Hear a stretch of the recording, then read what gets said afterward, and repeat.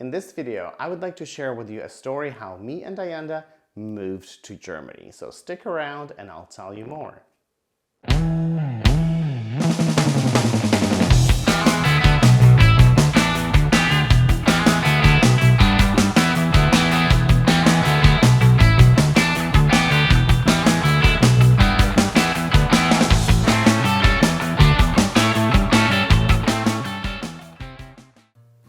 Hello, what's going on guys? Welcome back to the next episode of Stepan's Notes. And today I would like to tell you the story how we actually moved to Germany. First of all, to start off, why did we decide to move?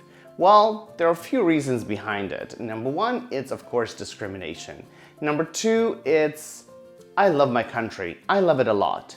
But unfortunately, some of the human rights are still far behind that I would expect it to be. So of course, that was the main moving factor why we decided to move. And then you'll ask me, but why Germany? One of the reasons why, it's because a lot of my friends and colleagues told me that there are a lot of opportunities for medical professionals, which I am. So that was one of the reasons why we decided on this particular destination. I didn't really want to move far, like US, Canada, Australia. So that's why we were actually thinking about Europe. And when we were making our decision, Germany was quite a good place to do it. Our preparation for the journey started with learning the language because it's one of the requirements for the medical professionals to obtain the certification in Germany. And we started studying with Marisa Livka, who is an absolutely wonderful person, and she did a marvelous job teaching us the first levels of German language. And then Ayanda suddenly got a job, and that just facilitated the whole process. So basically within the next several months, we were already on the way to Germany. But was it easy to put up everything and just simply get a ticket and relocate to Germany, you will ask? I'll make a separate video on that, so make sure to subscribe so that you can follow up on that story. And the next several months were literally a nightmare. With apostilles, with certifications, with all the paperwork, packing our suitcases, packing things that remain behind. It was quite a challenge. But then the big day came, and it was the day of our departure. It started with a train that left Uzhgorod late at night. So you're welcome to see a little short piece of how we were traveling to Berlin. Okay, well, I definitely had to make this selfie and I had to record this video. So here's how it looks. Basically, the whole compartment is filled with the bikes boxes over here. And technically there's no space at all, like literally at all. And well, you can see that the suitcases, even the tray table, we had to lift it up because there's nowhere that we can fit our things. This is the first time I'm traveling this way, actually, to be honest with you. It's super uncomfortable. The bikes are on the beds, basically, and yeah, this is just really crazy. And we arrived almost early in the morning. I think it was 4 or 5 a.m. And our friends, they did us a huge favor by meeting us at Tel Aviv train station. And our suitcases and our bikes didn't literally fill into the trunk. So I had to call a cab, and we were driving in 2 separate cars going to the airport. Oh yeah, so then we reached the airport, we packed everything, and then we flew. And we were flying through Riga, so we were entering EU through Riga, through Latvia. So of course the passport check and visa check was happening there. And we both had separate lines. So Ayanda had, he was going through a different line. And suddenly I've noticed that all the people in my line, they were not passing through. So they were just either sent for deportation or they were sent for additional investigation by the immigration service. And I started to freak out. I didn't have any issues with my paperwork, but the whole circumstances and the whole situation was literally just shocking. So almost at the end of the line, Ayanda grabs me and puts right in front of himself. And I walk up to the guy, we have a very short conversation, he approves my documents, and that's how I enter. Ayanda had to actually show much more paperwork. He was asked more questions, but yeah, anyway, so we just passed through, and there was our next flight to Berlin. Now we land in Berlin, and we are on the way to pick up our stuff. And so once we picked up our suitcases, yes, we were still waiting for the bikes. And bikes, they come from the bulky luggage, whatever entry. So we walk up there and we see that all the boxes where the bikes are, they are torn to pieces. And the reason was because it was raining, and when they were taking them out of the aircraft, they were on the rain. You could literally see the pieces of the dismantled bikes sticking out of the boxes. I don't even know if parts of the luggage that we've packed into those boxes, they were still there, because I don't even know what was there in the first place, but I couldn't even check because I didn't know what to expect, right? So the boxes were broken due to the rain. We packed them on the trolley. We walk and we find the car rental. We get the car and we put our boxes, we put the suitcases, and then we were heading to the South African embassy because Ayanda had to do some additional paperwork. By the way, I will play a short piece of the video from that day while I was waiting for Ayanda by the embassy, and you can just get the whole impression of the whole situation, and you can feel the mood. So we're in Berlin, and the bike's boxes are soaking wet. They're falling into pieces. Berlin met us with rain. It was actually a disaster, and I don't even know whether things that I've put into the bike's boxes in the last moment, whether they're still there or they already gone. Now we're by the South African embassy just to drop off a few documents and process some papers that are required to be processed. Well, what can I tell you? Driving in Berlin is crazy. It's crazy, people. And I'm driving Toyota hybrid, and I'm lucky that it actually has auto, because I would probably die driving in Berlin. So apart from heavy traffic, you have cars popping up everywhere, and it's just very, very, very, very creepy and dangerous. So yes, otherwise, we haven't really seen Berlin. We've seen only the street of embassies. It's sweet. It's nice. People are running. People are doing stuff. They're all busy. They're going to places, doing things. It's fun. It's a very tiring journey, though. Like, we are exhausted. We're literally exhausted. We are falling asleep, but no sleep for me for another 4 hours because we still have to get to Leipzig. So finally, when Ayanda was done with the embassy, I picked him up and we were driving through Berlin. I did have experience of driving, plus driving in different countries, but Berlin is something. First of all, it's huge. You have lots of lanes, especially the circles where you have, I think, 4 or 5 lanes. So for me, it was quite stressful, especially since I've not driven in the past several months before that. So I could hear people honking behind me and getting angry at me because I was probably not going as fast as they wanted me to.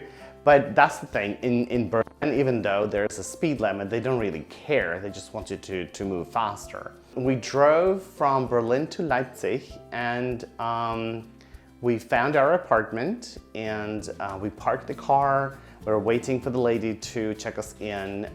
So the lady checked us in, she gave us the keys, but I couldn't understand where was the washing machine, so I couldn't find the washing machine in the apartment. And then she says, oh, that's all right, you can still find the laundry nearby. It's like just a couple blocks away, which wasn't true. But about that, I'll tell you a different story about that. And once she left, we settled in and we didn't have anything to eat, right? So we wanted to get some food, to get some drinks. So we walked a couple blocks and we realized that it's quite a shady area. And if you go to YouTube and if you type the name of the street, apparently everyone knows it. And even if you go around Leipzig and if you tell somebody the name of the street, they will give you a look like, really? You've been there? So apparently it's one of the most criminal streets in city of Leipzig. The name of the street is Eisenbahnstraße. And yeah, that was it. Well, we didn't know, right? So we chose the apartment based on the amenities and based on whatever was inside, right? So we didn't really know the street. It was very noisy because it was right on the road crossing, and it had trams moving, I think, if I'm not mistaken, it's up until midnight or even later. And they start very early, so you literally don't sleep at night. Plus, there were shootings, you could see people sell drugs on the street, so that was really not comfortable and not convenient for us. So perhaps almost after moving in, we were already thinking about moving out quite soon. So we reach the supermarket and we buy, I think it was around €2 lasagna and the cheapest German beer. But when we got home, when we reheated lasagna, when we drank a sip of that beer, believe me, the feeling was like we're having the most expensive, the most exquisite dinner of our lives. That lasagna, I think it tasted like nothing ever before. But of course, that was because we were super tired, we were literally exhausted, not sleeping for 2 days. And in a few days, once we got settled, the reality check kicked in. So I had to take a bike for around 20 minutes to get to the laundromat to do the laundry. And it actually looked very funny. I think I reminded myself of the Ninja Turtles. So I had these huge grocery bags attached to my backpack, and that's how I would ride to the laundromat because I couldn't carry that in hands. As well, I had usually huge bags of cans because in Germany, all the plastics that you buy drinks in and all the soda cans, they are actually 24 euro cents. So when you return it, you kind of get a slip that you can use as money at the till. Well, and apart from other reality check things, of course, it was looking for a new job and doing all the necessary paperwork, getting internet at home. All of these things, of course, you can watch in my previous video. I've been quite detailed about what I wish I knew before we traveled to Germany, but yeah, these are the things that we had to do while we were already here on the place. So it took us several months to get settled, to get things done, and to get adjusted to the environment. At the same time, we were lucky because we got our things shipped from Ukraine to Germany. So basically all the belongings that stayed behind, they came through, and it was amazing because we had our kitchenware, we had more clothing, we had lots of things that were delivered to us. And we were very grateful to our kind, nice friends who made it possible. And I'll never forget all the good things that they've done for this to be able to happen. And then, of course, due to the circumstances on the street where we lived, that we couldn't really have rest at night and it wasn't really safe outside, so we made a decision to move. We chose a different apartment where we live now it's already almost 3 years. It's a lovely place and in a very nice neighborhood, but The way how we were moving, it was actually very horrible.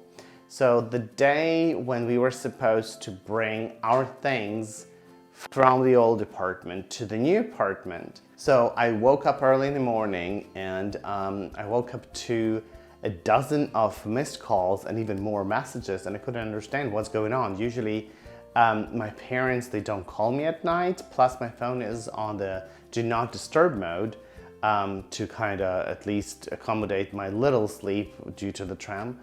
And then I see this message and I call back and my parents say, Stepan, we're at war. So the next several days for me, it was like mist. I couldn't comprehend what's going on. I couldn't think properly because of course my all thoughts, my whole mind is back at home with my parents, with my family, with my country. And I don't know what's going on. I know that I need to take care of the move because I need to finish with the old apartment, to submit the key, to move to the new apartment, do all the internet, electricity, whatever stuff. So I couldn't really properly understand and follow of what's going on. To be honest, I hardly remember how we settled in. I remember that the neighbor was absolutely angry with me because we moved all the electronics into our apartment while you have to move the washing machine into the basement. And of course I didn't know that, but I didn't even care at that moment. All I wanted to do is just to bring the stuff in and close the door. Everything was happening very fast. I don't even know how I could keep track of all the events. There's a full-scale invasion, an absolutely unjustified war in my country. And then I get COVID, I'm sick for the first time. We're moving into a new apartment, moving out from the old apartment. I get a job and at the same time I'm learning an intensive course of German language. So it was quite tough, and to be honest, until today, I don't understand how I could manage all of that. And then there's a whole new chapter of my life. You don't dare sharing your problems, your issues with anyone back at home because, I mean, they are in war. It's much worse there, right? So your stuff, what are you even talking about? And then I had some issues at work, some issues with my colleagues, and so it was just as a pile and as a snowball. It was just becoming bigger, and bigger until it reached the point where I couldn't handle anymore. And that's when I got diagnosed with my depression. But how I dealt with it and how I actually beat my depression, that's in a different video. So make sure you're subscribed and you watch that story of mine. So thanks a lot for watching this video. I hope it was interesting for you. And I hope to see you again, just like always, next week Sunday.